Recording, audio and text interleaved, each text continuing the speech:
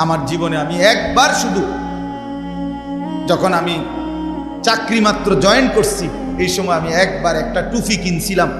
টুপিটার মধ্যে ছোট্ট ছোট্ট লাল লাল একটা ফুল ছিল চতুর্দিকে, সাদা টুপির মধ্যে। এই তখন আমার নতুন চাকরি হয়েছে সোনাকান্দা মাদ্রাসায়। আমি বাসায় গেছি কুমিল্লা, আমার আব্বা টুপিটা দেখছে আমার মাথা।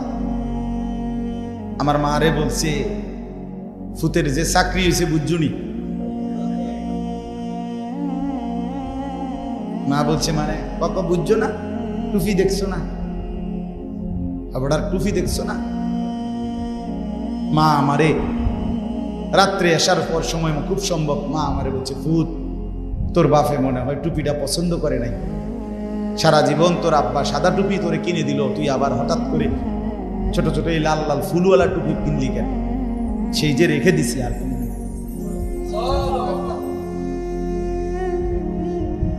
বাপ নজর রাখছে, বাবার সেই নজর আজ বন্ধুদের কলিজা তো মহব্বত তৈরি করছে।